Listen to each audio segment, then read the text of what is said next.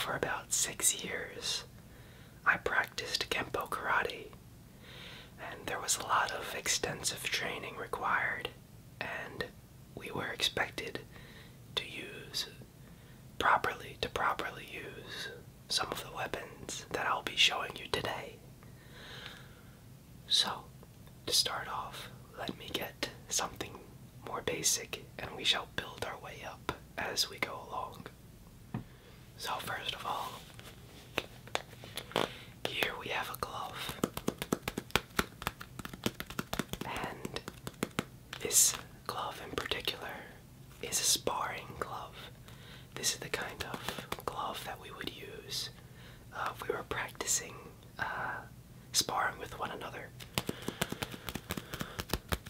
So I'll just tap on this. It's a kind of a plasticky leather.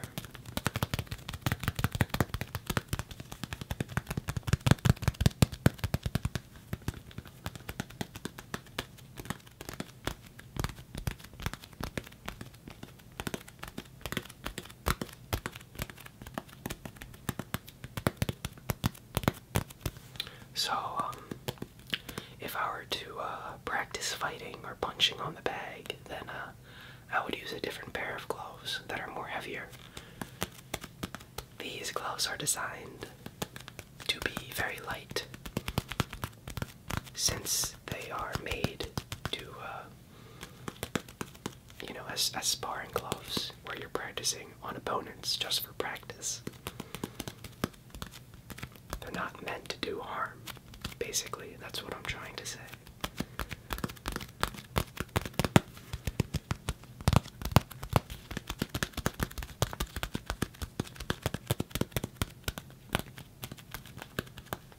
Here, I'll take it off so we can get some better tapping going around. And you can see the inside too. It's there you go.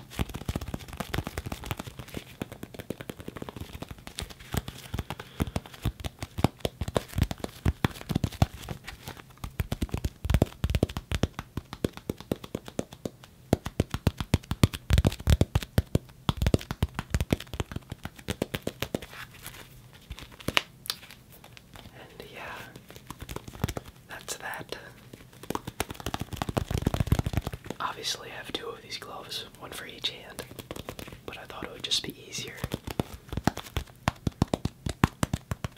just to use one, because that gives me the ability to tap more, so I could use both hands.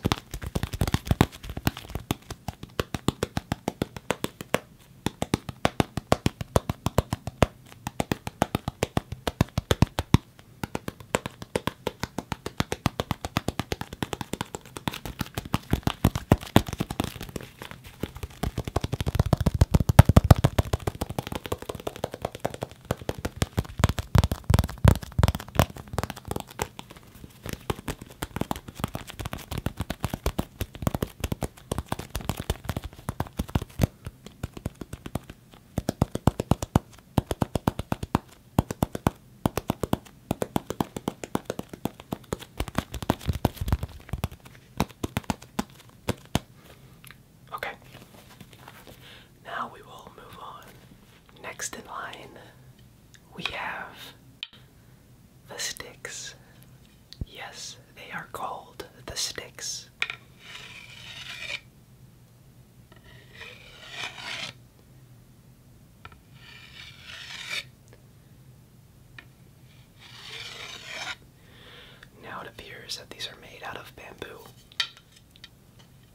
honestly, I'm not really sure.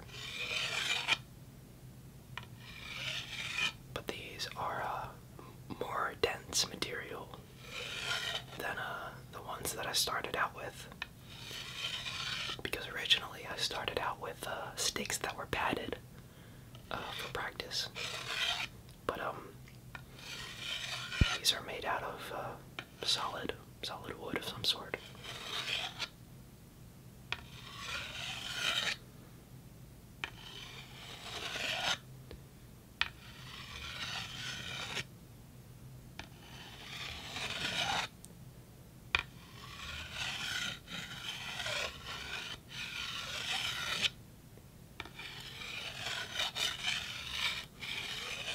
And yes, we do learn how to properly use these sticks. All in means of self-defense, of course.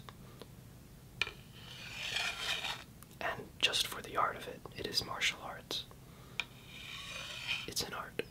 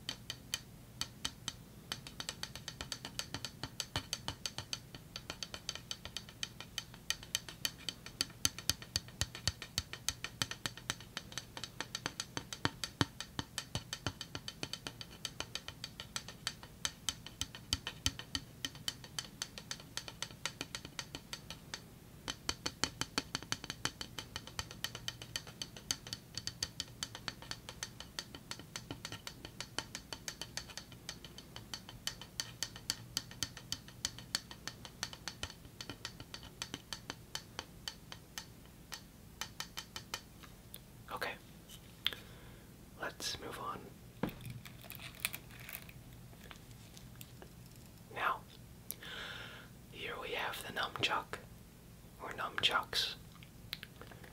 I do have 2 pairs of these, or 2 sets, one for each hand. But like I said before, it's easier for me to just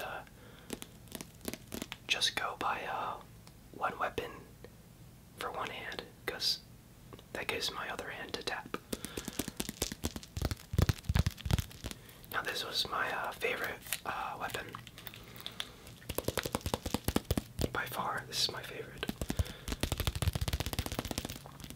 Now, these are actually padded, but I do have another pair that is more of a sleek wood material, similar to the sticks that you just saw. And pretty much the sleeker wooden ones are good for just getting your speed down, because these, since they are padded, they're a little bit more bulky, which is fine when you're first learning how to use them.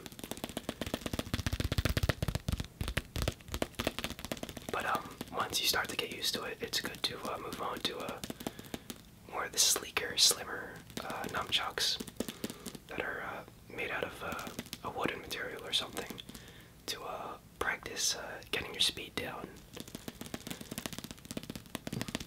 like speed training.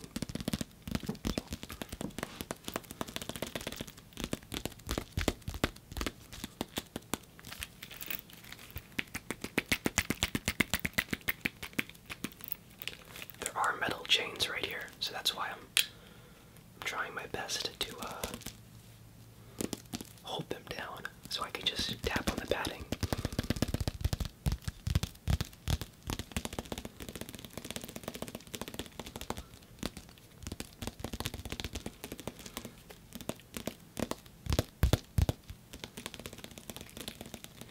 So as I said, this was my favorite weapon. I was pretty good at the nunchucks whenever we would practice in class. This was like my specialty weapon, so the sensei would always call me up to the front of the dojo to demonstrate alongside with him. So yeah, I was pretty confident with these.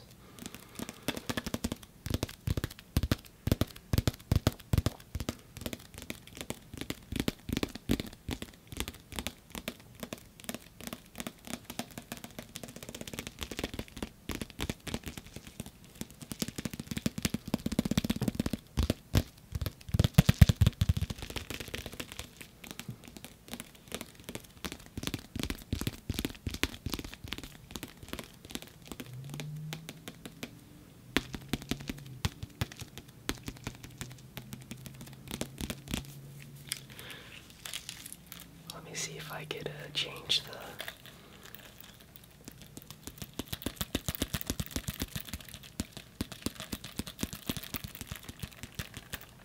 position.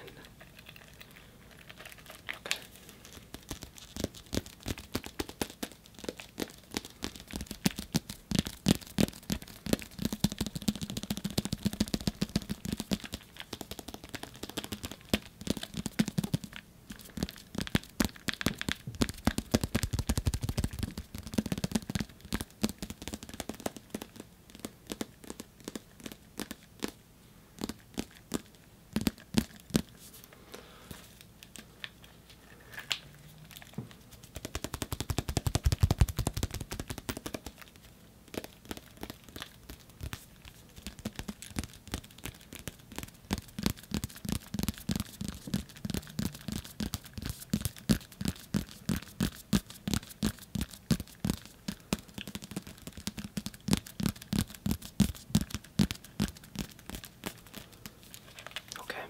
As much as I love these, I'm not sure how much sound I'm getting out of them. So, I'm gonna move on. Okay. Now, here we have the size. Now, most of the weapons that I already showed, you can use them pretty much singular. You know, you could use use the nunchuck with, you can only use one nunchuck, but you could also use two nunchucks. But the size, I thought it would be appropriate to keep them together. So this is more of an advanced weapon. I think you don't get you're not permitted to use these until you're later on, closer to black belt. So you have to be more advanced in your training.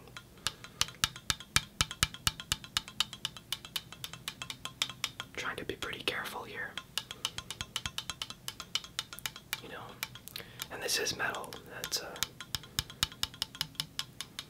I'm not really sure what it is, but it ain't wood.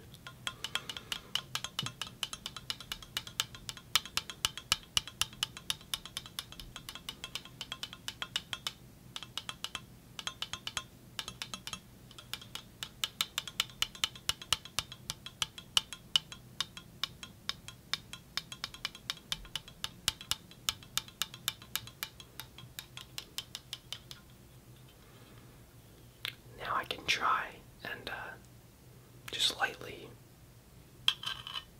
I don't know if I should do that actually.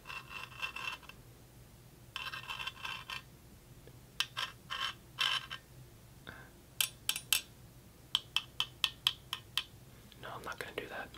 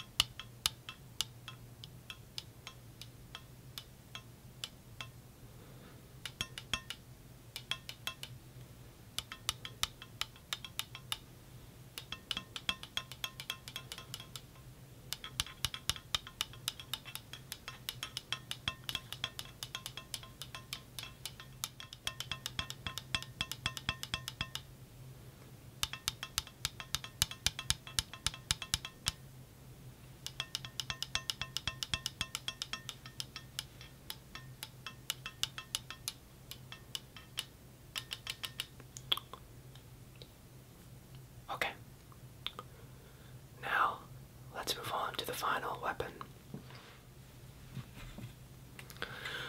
Okay, so I have to be especially careful with this one.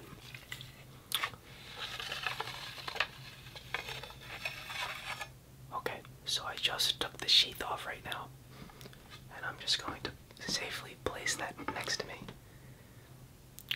Okay, so this is the sword.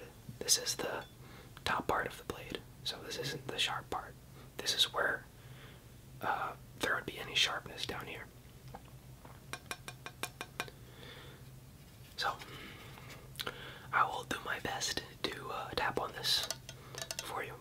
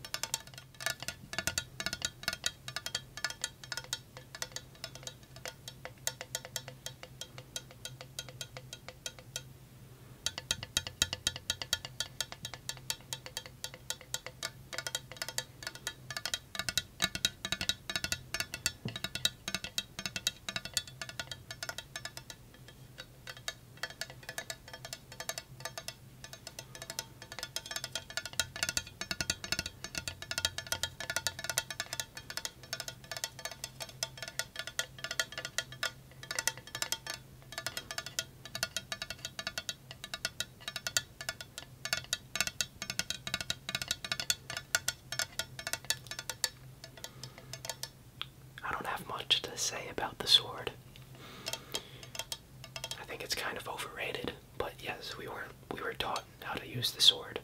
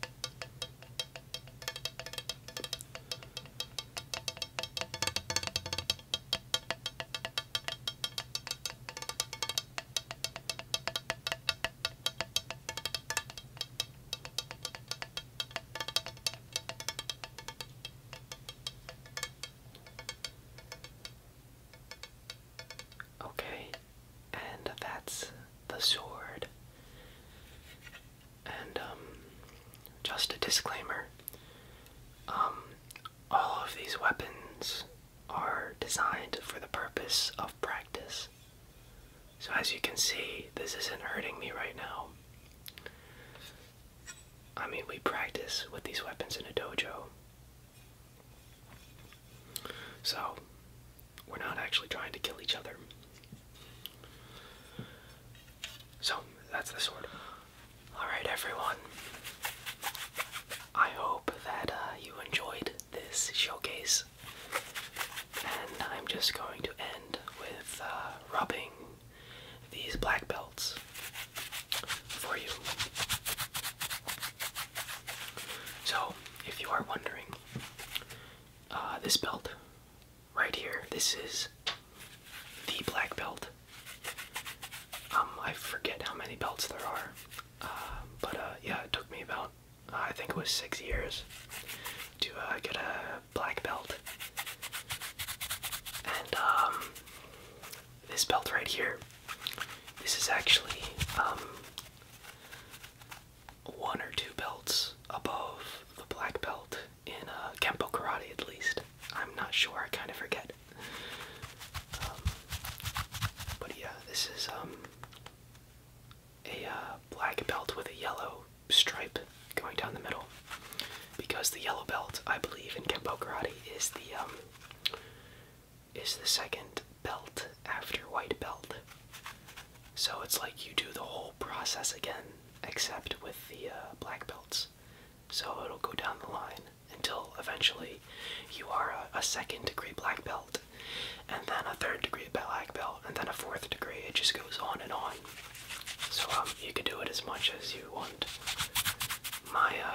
My sensei was a 5th degree black belt. I only got my first black belt, and that was it. Then I won a few belts above, as you can see here, and then I stopped to try other things. And that's all I have to say. So I hope you enjoyed.